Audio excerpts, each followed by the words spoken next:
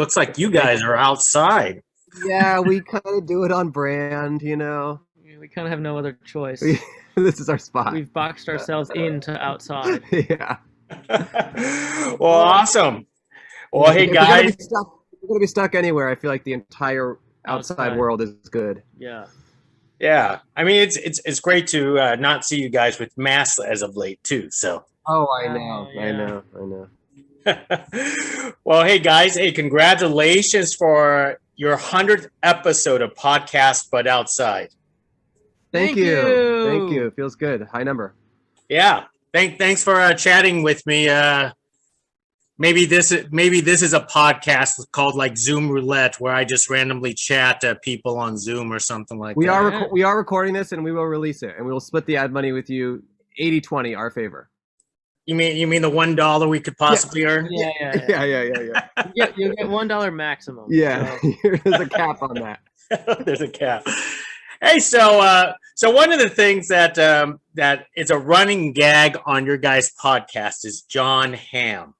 Mm-hmm. Okay, and I think this is a big deal for your 100th episode. It is. It is. Where did the Jon Hamm come from? Where did it originate? I think it was me, because I don't really think you or No, it's was it definitely you? me. Was it you? I'm a huge ham head. I mean, I like all his shows and stuff. I think it was just on our first episode. Did we come up with that plan in advance, or did it organically happen? I don't know. I think I think maybe we talked about it beforehand, like who was our dream guest, like just kind of as a thing to bring up in the episode. We both collectively agreed that Jon Hamm was right. He's the ideal man. He has the perfect look, the perfect voice, the perfect just aura about him. He seems kind and strong. He seems like he could be strong. He could be stern with you if you slip up. So, but he'll also let you know when you've made him proud. Yeah, like he's a guy that would, like, if I didn't have a dad, he'd play catch with me. Right. You know? Right. So, and then we just thought, you know, he lives in LA. Like, he's around. I've seen him around at like bars and stuff. He just like, whereas someone like Tom Cruise feels out of reach in a way that like they feel like a different person, like a different realm of person. Jon Hamm is famous and successful, but he also feels accessible. Like, I feel like we could picture him walking by. Like, we just always could. And we, you know, he's funny and he has a sense of humor. We just thought, I think he would do well. And then it worked out. Yeah. So, and then we'd have, you know, just to polish our skills, we would have people pretend to be Jon Hamm so we could just prepare ourselves for our practice that interview, a possible interview with him. Yeah. I just found it hilarious because it's just so random, you know, out of the 400,000 actors living in Los Angeles, you guys just like pick Jon Hamm, like making it sound like you guys are Mad Men fans or something. Well, I like Mad Men. I've never seen. He's never seen it. I've seen all of it. Wait, who would you have? Yeah, who would you have picked? I don't know. I wouldn't think of Jon Hamm, honestly. I don't know. Well, I think is just on the level, because it's like Tom Hanks. Everyone has interviewed Tom Hanks.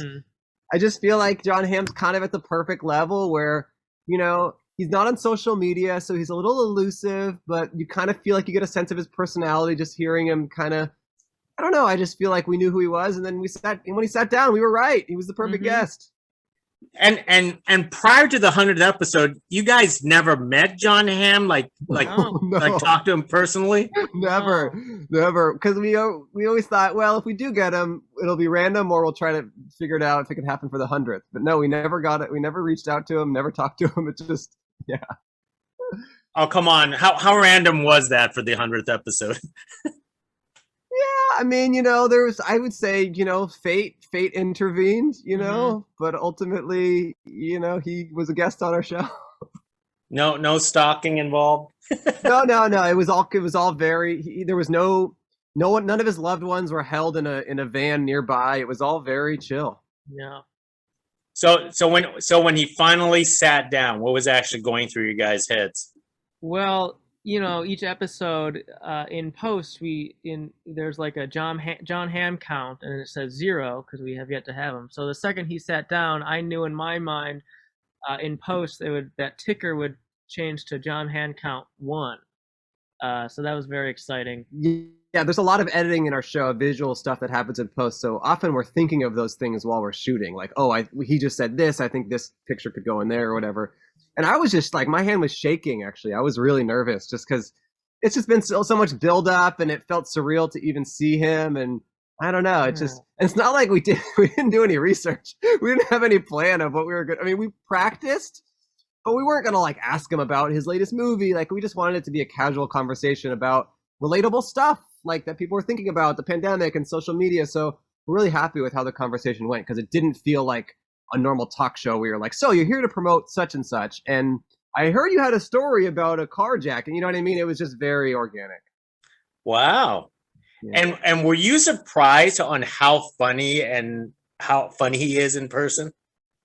I was a little bit, but then I remembered the Curb episode he starred in, Curb Your Enthusiasm, and I was like, oh, of course, he's a very funny man. But I think maybe more surprising than how funny he is, because obviously he's funny, I think his humor and our humor really blended well together. Like every time we made a joke, he totally got it and heightened it a little bit.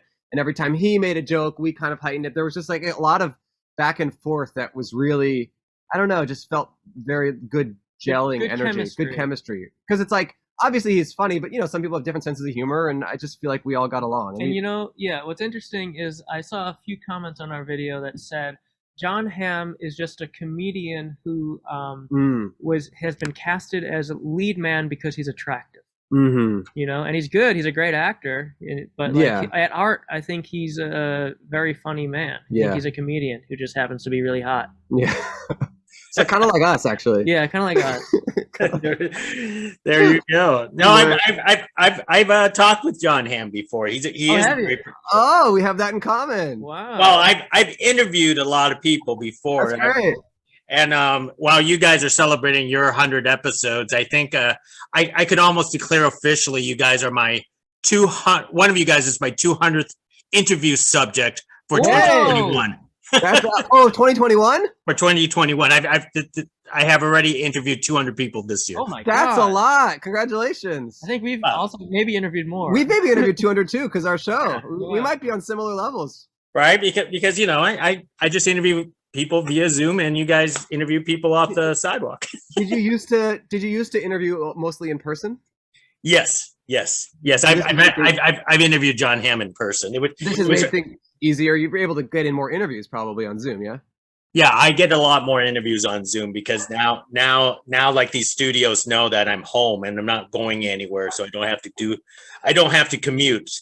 Are you here in Los Angeles? No, I'm not. I'm actually in Fresno. Oh, okay, not too far. My dog's barking. Just give me 1 second. Yeah. Cool. Wait, what? You just interviewed him about a movie or something? Yeah, it was about a movie. It's like a period piece, sort of like this hotel in between California and Vegas. This recently?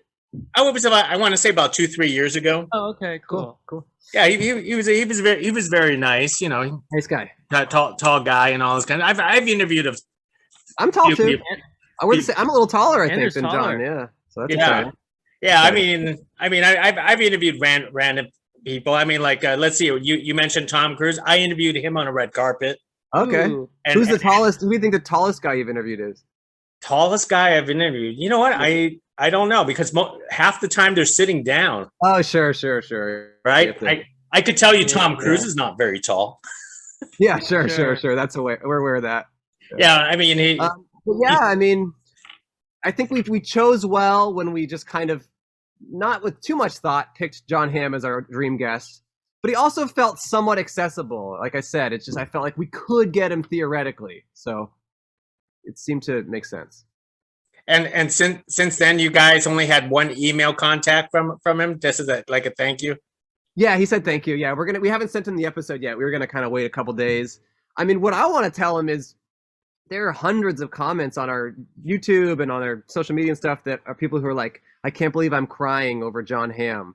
And like, it's not even the fact that he's like a famous person. It's the fact that we've built up this thing for 2 years that's like, tongue in cheek a little bit, like Jon Hamm count and practicing the interview. And like, we post pictures on our social media when it's like his birthday, or we've like just built up this kind of aura around him that they teared up at the journey, like being complete with him actually sitting down. Mm-hmm. Honestly, did he know that you guys been building all of this up for 2 years, or I don't think so. Did someone hint it to him, like, he's not on social media, like I don't think he's seen it, because if he were on social media, our fans would have been tagging him every day for 2 years, and he probably would have said no, because he would have been like, you guys are annoying me. Yeah. Because like, we posted a picture of him on his birthday, and it's like, it's not like we're like, we're not like, like super fans where we follow everything he does. We just like, have this, we've built up this aura for the show, and we just thought, oh, it's his birthday, we should wish him a happy birthday. Like, it's all kind of tongue in cheek, but we really do like him. And I do think if he, like, I think in the episode he was like, oh, my 50th birthday was recently. We're like, yeah, we know, we posted about it. I'm sure he's kind of like, okay. Now, before Jon Hamm, did you randomly meet any other celebrity on the sidewalks? Randomly? Yeah, I mean, celebrity is a far stretch, but it definitely is a far stretch, like this guy. Have you heard of the band Eagles of Death Metal? You know what? I have heard of the band. Kind of a famous band. They're actually the band that was playing in Paris when there was that like brutal attack. You remember that terrorist attack? Jesse Hughes. He walked by our episode like maybe 3 months ago in front of Best Buy, and he was talking to us about that terrorist attack, and he was kind of hardcore anti-masker, anti-pandemic kind of guy, truther a little bit. So we talked to him. That was interesting. Mm-hmm. We talked to a few other comedians, comedians and actors who just randomly walk by. Who's the most famous person who like people recognize? Like, people have walked in the background. Some famous YouTubers and stuff. Yeah. Oh, really? Yeah. And then friends. We've run into friends randomly. But I think as far as like someone who is recognizable, who commenters were like, I recognize him, it was the Eagles of Death Metal guy, I think. Yeah. Oh, most excellent. Yeah. Now, where did you two guys come up with the original idea for podcast but outside? I mean, what was the original intent for this podcast? Just randomness on the sidewalk? Yeah, we just wanted to, every podcast is about celebrities or about it's all the same industry type stuff. Yeah, comedians, which is all fine. A lot of our friends have podcasts that are like that, and we just thought, what about everyday people who aren't expecting to be on a podcast, who have never shared their story, who have, everyone has something to say, something interesting that has happened to them. Everyone has a go-to story or whatever. And we just thought, why don't we talk to those people? And then we experimented with it. The first time we did it, we just recorded audio. We didn't film it.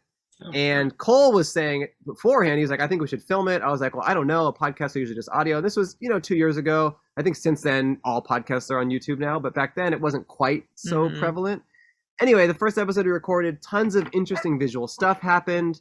This guy like pulled over on his bike and started filming us, and there was just a lot of stuff happening. Yeah. And so we realized immediately, like, this needs to be filmed. So I pulled out my phone and started filming, and then we just said, all right, let's scrap this and start a new first episode. So that episode never came out. We might release it on Patreon or something, because we just thought this needs a video component. So then the real first episode, we filmed it, and then we're like, okay, this is the show. I mean, the show is good both ways, but we're like, this is important to have. Yeah. And when you actually, they finally sit down, you just go with the flow and just choose whatever they like to talk about, sort of like a Larry King type of moment. Yeah. We've tried to do thematic episodes, like, we're in front of the mall, so we're going to talk about, consumerism or shopping or whatever. But we find that, like, sometimes it kind of feels like forcing the conversation in a certain direction when I don't know, usually people kind of within the first couple minutes usually give away some sense of like, oh, this is the interesting angle to follow with them, or this is where to get this thing out of them. But sometimes you don't. Sometimes we just don't get anywhere. And it's like, the thing we avoid the most is like small talk. Like, so how are you? How's the weather? You know what I mean? Like, we want to like cut deep. Like a silly thing we've asked is, what's your deepest regret? Which is like a weird question, but we're just trying to like cut through the surface, because if you only have, 5 minutes with someone, you want to walk away with a sense of who they are or what they're bringing to the table. How do you guys choose your random locations to do your outdoor podcasts? Is it pre-planned, or do you guys just like drive around and say, this is a good spot? Yeah, well, we need 3 things. It used to be more random, but now we've found 3 things we need. We found things we need wide sidewalks. So there's a distance between us and the cameraman to fit in frame, and ideally the cameraman is like against a wall. Against a wall, because usually if he's not, then people try to walk behind the camera. But to be polite. Yeah, but we want them in the frame because that adds to the scenery. You know. The second thing we need is like an abandoned storefront. Or usually just an abandoned building, or like no windows, just like a space where no one who like works at the store is going to be like, hey, you guys can't do that. So some sense of our own private spot. Yeah, and the third thing we need is heavy foot traffic, because we won't get anyone if we're set up in a deserted area. So that was the plan from the beginning, and then the first maybe 30 episodes, it was just like at a random spot that fit those three criteria. Since then, we have one fourth criteria, which is a memorable location. So, for example, a Costco, a Best Buy, a McDonald's, the DMV, a Chase Bank. It makes the episodes feel more memorable because they're tied to a specific location. We used to just like title the episodes on YouTube. Like we talked to an airline attendant, a mother of 8, and a guy who just had a new baby or whatever it is. Now it's podcast but outside, GameStop podcast but outside. It makes them feel, because when I think back to the earlier episodes that were titled just whoever was there, I can't distinguish which one was which. Yeah. But now that it's like, oh, that was at Chase Bank, or oh, that was at Burger King, it just feels a little more identifiable, and it also helps with the YouTube algorithm. More people see it because if anyone's searching for, I don't know who would search for the DMV on YouTube, but if anyone is searching for the DMV, they'll be like, oh, and then also that, like it kind of shows it to more people. Mm-hmm. Yeah. So that's our answer. No, I think the randomness is actually good. I think I was watching a previous episode with Chase Bank, and I see all the homeless tents in the background. Yeah, that's the other thing is like, we want to do it in different types of neighborhoods, economically diverse neighborhoods. We've done a lot in Glendale, which is just because the police there have never tried to shut us down. The stores seem to not care, and there's always people walking by. But commenters have said, like, it's an affluent neighborhood. Like, maybe try to go to a lower income neighborhood sometimes. So we've been trying to make an effort to go, we want to do in like, historically black neighborhoods in Los Angeles. We want to go to some of those. Like, we went to South Central for one. So we're trying to like, show more of the city. And I think the diversity is honestly one of our favorite parts of the show. Is, obviously we're two white guys. That's what you have to have if you're going to be hosting a podcast. And you got to have two white guys. But, something we really pride ourselves on is like, there's no barrier to entry. Anyone is able to sit down, and we're really happy and eager to talk to people who have completely different life experiences than us. We want to share their story. We want to hear what they care about. And that's something we really do take seriously and are very proud of. Yeah. You guys do a lot of fun interviews, which I think is great. But have you ever done interviews where like you're sitting there and going, man, this guy's crazy. We need to end this soon. Oh yeah. Just actually something that just happened the other day on Hollywood Boulevard. It hasn't come out yet, but a person who was clearly on some sort of drugs, we couldn't talk to him. There wasn't really much communication. It would be like he was basically doing his own show. He put our headphones on, grabbed our microphone, and we didn't know how to stop it, so we just had to kind of let it fizzle out, and we just had to. We pretended we were stopping the episode. We're like, all right, we're done. Okay, thank you. He was seriously like grabbed the mic and was looking the other direction, and he's like, we're here on the show, and we're talking, and hey, mother, how are you? Like, it was really, it was sad, honestly. It was like, we're not trying to, we don't want to use someone else's problems to promote our show. Like, we're not trying to monopolize on someone's issues to be like, look at this person. Like, we're not trying to do that. It's not like a sensationalist thing. And so it felt like, we're not going to air it. It's not going to ever come out. We just had to cut out of it. But it was really hard to extricate ourselves from that situation. Like, we were in a very vulnerable position. We have expensive equipment on a table. We're just two people and then a friend who is sitting there. We're both pretty weak. It's just, it's not we're not like well protected. Yeah. Don't you guys get scared a little bit doing all this in public? Because there are random people and sometimes random cops will probably try to stop you, right? We never have gotten shut down by the police. I don't understand why. We've been asked maybe once or twice to move a few feet over by security, but we've never been shut down. But we have found we do have a loophole in place. Yeah, we've used it. We've exercised a loophole once before, which is if there's a video, we'll send it to you if you haven't seen it. A security guard asked us if we were filming, And we said, no, we're not filming. That guy's filming. He's not with us. He's not with us. He just is sitting there filming us on an iPhone. Because we figured you can record audio and you can film someone, but you can't do both. That's a production. But if we're just recording our audio and someone else just happens to be filming random stuff and we are part of that, then we're not connected. Yeah. So there's nothing he could have done. I think he knew we were lying, but there was nothing he could actually do to stop us. So he just let us do our thing. So he walked up to our cameraman. He's like, "Are you filming them?" He goes, "No, I just like them. I'm not with them." So I'll send you the clip. It's 1 minute long, but that worked out. Your cameraman films it with what, an iPhone the entire time. He doesn't film with like professional camera, nothing of that. That's the other thing. That's the other important part of our show is that it looks low budget. Looks low budget. Looks DIY. That's why we've been able to do it for 2 years and we don't get shut down. If we had a big rig, you can be rest assured people would be like, "Where's your permit? What are you doing?" But because it's just with an iPhone, it just doesn't look like anything to be threatened by as far as like the laws of filming and whatever. And then one other answer to your question from earlier, you asked about if we were ever afraid.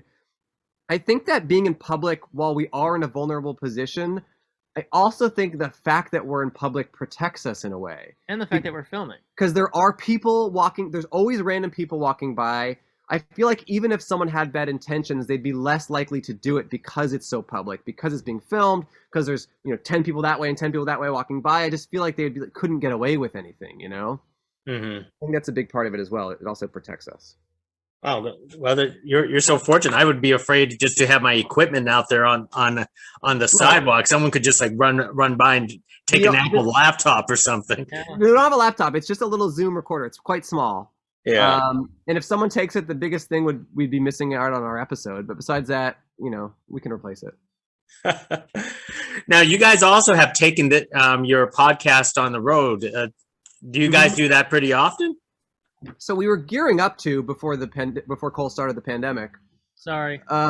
We were really like, because we had just done our first live show in LA, like kind of an indoor live version of our show. So what we did for that is we invited a bunch of past guests who we had randomly met on the street, who had followed up with us via social media.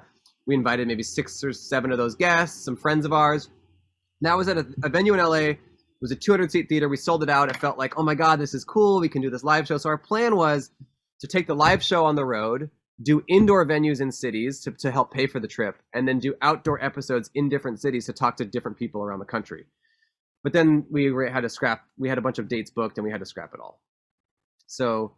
And we also got booked with weddings. We do weddings. We do weddings too. People book us for weddings. Really? That's a thing? Yeah. So I think we've done like 3 maybe. People can just email us and then we'll quote them the travel expenses and stuff. And then we show up and we just set up an episode on their wedding and interview them, their guests. Yeah, we had so many flight plans this past year. Yeah, we had a lot of weddings booked. Like across the country, we had so many weddings booked, but they all had to get canceled. They all got canceled. But we do have a few that have come out. The way that it started, just FYI, is my dad got married to a woman I had never met in the summer of 2019. Oh. And he had just met her 6 months before they got married. It was a very quick love. And I asked him if we could do our podcast at his wedding and meet her for the first time on the show. And he said okay. So we went up there. I interviewed my dad. I interviewed members of her family, her friends. My family was there. And then after that was like the first 2-3 quarters of the episode. And then we filmed them getting married. And then after they said I do, they immediately came over to our table and we interviewed her, my new mom. And it went really well. And it felt like we could do this at strangers' weddings. So we made an announcement in that episode, like you can book us for your wedding. And yeah, we've done a few. Yeah. Wow. Yeah. I have never thought that you could always hire podcasters to do interviews at weddings. But I mean, to be honest, if you think about it, it feels a little more memorable than a photographer or even a videographer, because it's not just about the day of the wedding. It's the energy that people are bringing, the stories. Imagine if I talked to your grandpa and your uncle, and then imagine if they pass away in a few years and you have this video of them on your special day talking about you. I don't know. It actually, I mean, although it's silly and we're making a comedy show, like if I were to get married, it's a nice thing to have of like a memory of the day and the people I love. Yeah. Wow. I think that would be pretty awesome to have your own podcast at your own wedding. Huh? Are you engaged? Are you I engaged? am not. I'm not. Okay, just wanted to check. Check. I am not. I'm not dating, not engaged, none of that stuff. I haven't been to a wedding in a long time. Okay. A long time. All right, just had to check. So now if you got Jon Hamm out of the way, that running joke is done, right? Or you're going to still continue with it? We have a new goal. Yeah, We have a new dream guest for 200 episodes, or maybe even sooner. Our dream guest is Jon Hamm again. Really? Second interview. Yep. There's some questions we didn't get to ask him. Mm-hmm. He is a perfect guest. So honestly, the thing we're really just holding out for is a second interview with Jon Hamm. What are the chances of bumping into Jon Hamm again on the sidewalk? Hey, it happened once. Hey, it happened once. Okay, it can happen again. I think someone commented on our social media. They said the chances of running into a Jon Hamm on a podcast are low, but never zero. So I think that's what it is. Right. So what for you two guys, where did you two guys actually meet and decided to work together on a like a podcast? We just met through online. I think we both started following each other and liked each other's stuff, and then we met up for maybe once a month for a year, not a year, maybe like 6 months, trying to come up with something to do together. We wrote a bunch of stuff, but I think we're both kind of precious. I think we're both we both kind of take things really seriously, and we don't want to put something out unless we're really proud of it. So we had written a bunch of stuff, but just never felt like, oh, this isn't the right thing. We never shot anything. And then he had this podcast idea, and then I was like, let's try that, because I had been trying to come up with a podcast, and it was really important to me to do something different. I didn't want to do just the same thing that everyone does. I just wanted to be like, what makes this unique? And he had a really unique idea, and we just tried it, and then it totally worked. And then back to the whole Precious thing, I think that's what's nice about having a weekly thing is you kind of just have to make it. We have to release an episode every week. If it's not every second isn't gold, we have to just be like, look, we're going to make it as best as we can. And we still put a lot of work and really proud of it, but having that deadline of by Tuesday night, it has to be uploaded, I think is really helpful for output. Mm-hmm. So you guys film this once a week, but how long do you film it for? Because obviously it's all edited to be under an hour. It's not that we don't take out a lot, to be honest. We film for usually 60 minutes. And then once that's edited down, it's to maybe 45, maybe 50. And then we put in the ads and stuff. But most of what is edited out is dead breaks when no one is sitting down. That's pretty much it. It's pretty rare that we have to cut an entire interview. Most people who sit down end up having something to say. And most of what we cut is just us sitting here, just no one's sitting down. Mm-hmm. And, sometimes we have bits between us, but sometimes we've done our little bits and we're just kind of waiting for the next guest. And I think that's pretty much most of what gets cut. Yeah. Now, of course, in the past 12 months, one of the things that I have to admire to you guys for having podcasts but outside is that you had half your podcasts outside during a pandemic. Mm-hmm. If you actually think about it, because your podcast has been 2 years old and 1 year of it has been. How did you guys, plan to continue with that? Most people would have just said, you know what, let's shut down for a while. Right. Well, first we did it in this backyard that we're in right now, and we kind of did what we're doing now. We would record Zoom calls, we would record Omegle, which is chatting with random strangers. But it was an incredible amount of work, and a little bit of the energy was lost. Mm-hmm. We lost some steam just because it wasn't the same, ingredients of our show. Yeah, it was all virtual. It's you lose something. You lose something when it's virtual. But it was still, that was also, I think, the most creative we've ever been. It's true. We each week for I don't know, however many 3 months or 4 was months. that, was a 6 different months. theme. We did an Omegle talent show. We set up Bachelor. We set our fans up on dates with each other, on blind Zoom dates with each other, and we were the mediators of we did a lot of dates, creative stuff. We had a talent show, where people were submitting their talents. We had a truth or dare. Truth or dare. Pranks. It just became a lot of work, and we were just kind of exhausted by it. So, once we felt all right, we know more about this virus, and as you know, early on, people thought if you looked at someone from 20 feet away who had COVID, you would get it. You know what I mean?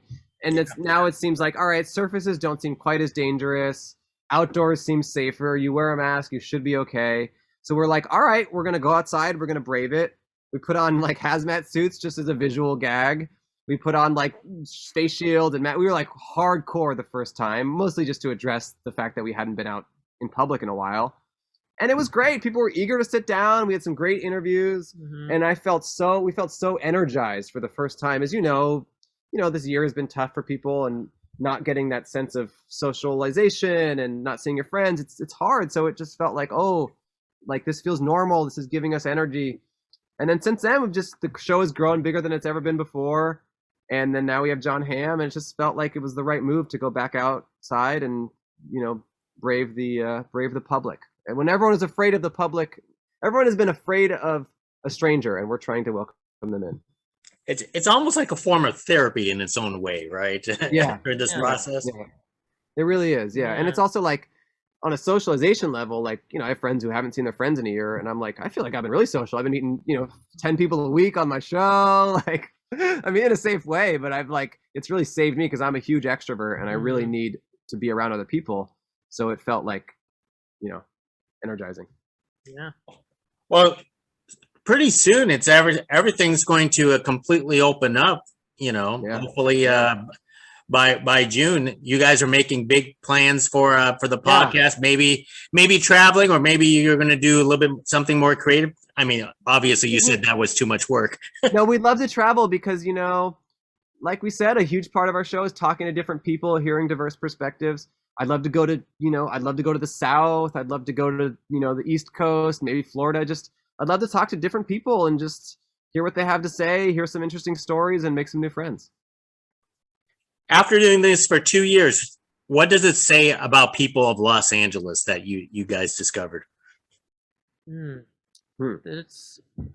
think it's a very eclectic, just group of people that live here. I feel like there's so many diverse people from everywhere. No guest is ever the same. Yeah, I feel like people have strong personalities here. I think you kind of have to stand out. I think people a lot of people definitely have a dream, people are trying to do a certain thing.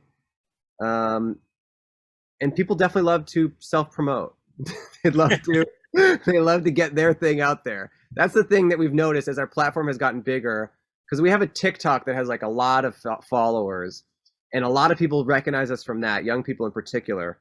And we've noticed that people are a little more self-promoting now. They want to sit down and be like, oh, I'm doing X and X, or I'm selling whatever, go to my website.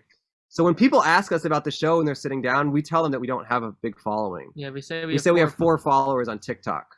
We're like, oh, we have 4, because we want them to think that there isn't an audience watching, because it actually thinks it gets a more real version of themselves. In reality, we have 500,000 followers on there, but we like to say we have 4 because we want them to just not be aware that people are watching. After 2 years, growing so big, are you guys surprised with the growth, or was this all expected? I'm not surprised. I really do think it's a smart idea. I think we put a lot of effort into it. And I think ultimately everyone cares about putting a story to the random people that they're walking by every day. Mm-hmm. And, the show is about us. Obviously, we put a lot of work and we do a good job, and I'm proud of it. But the show is about, hearing what people are all about. And I think people are fascinated by that.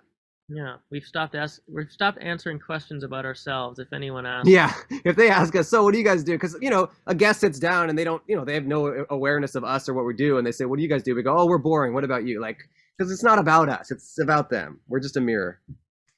Yeah, I think you're granting a great platform for a lot of people. Thank you. Let me wrap it up with one question, because it's very random. Is that you chose $1 to pay people ethically? Mm-hmm. Why $1? And has people refused it? Yeah, that was Andrew's idea. It was my idea. Cole was hesitant.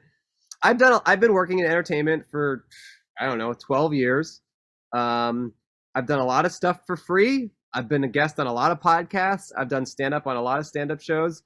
And the difference between zero amount of money and a small amount of money is huge. It just shows, it is symbolic, but it just shows a level of appreciation that is greater than the amount of money that is spent. if I'm doing a stand-up show and they pay me nothing, I'm kind of always like, all right, you're getting tickets and you can't pay me anything. If they give you $5, it's like, okay, they care about me. They appreciate my contribution. So it was just that mentality of like, look, it's just showing that we care about you sitting down and we're thankful for your time. And it's also a small amount of money, so we can afford it. Well, I think a lot of people just like to have someone to talk to on the streets and the sidewalks of Los Angeles. Yeah. Because my experience of Los Angeles, people don't even look at each other in the eye or say hi. We get a lot of that, so we are very aware of the hatred. It's 99.9%. It's mostly that people who are mad at us for existing. But when we get someone to stare us in the eye and we give them $1, it's nice. Excellent. Well, and Andrew Cole, hey, thank you very much Thank for you so much. Thank you speaking with us, and I look forward to more episodes in the future. Thank you for taking the time to talk to us, and thank you so much for checking out the show. And you seem to know it well, and we really appreciate you coming at these questions with all that information. So thank you. Yeah. Well, thank you for letting me interview a bunch of interviewers. Great. I'm excited to see what you come up with. Terrific. All right. Thank have a you, good day. everyone. Bye. Thanks, you. Miranda. Bye. Bye.